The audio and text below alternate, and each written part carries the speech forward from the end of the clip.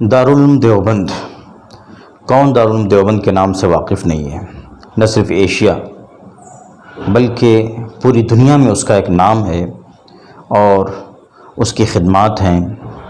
اس نے علم دین کی ترویج و اشاعت میں جو رول ادا کیا ہے، اور اس زمانے میں اور جب سے اس کا قیام عمل میں آیا ہے، دارالعلوم دیوبند نے جس طرح قرآن و حدیث کی اس نے خدمت کی ہے وہ محتاج بیان نہیں ہے۔ پچھلے دنوں دارالعلوم دیوبند میں مجلس شورا کا اجلاس منعقد ہوا، سہ روزہ اجلاس، اور اس میں بڑی اچھی تجویزیں پاس ہوئیں۔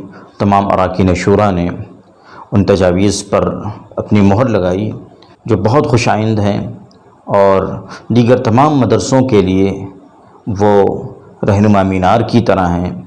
دارالعلوم دیوبند نے بڑھتی مہنگائی کو دیکھتے ہوئے اپنے بجٹ میں کروڑوں روپے کا اضافہ کیا۔ تقریباً 2.5 کروڑ روپے کا بجٹ میں اضافہ اس بار دارالعلوم دیوبند کے تمام اراکین شورا نے اس پر مہر ثبت کی اور اس پر اتفاق کیا، اور اب اس وقت دارالعلوم دیوبند کا سالانہ بجٹ 46 کروڑ کے آس پاس پہنچ گیا ہے، جو ایک بڑی رقم ہے، اور جو عام مسلمانوں کے چندے سے، عام لوگوں کے چندے سے یہ ساری رقم پوری ہوتی ہے۔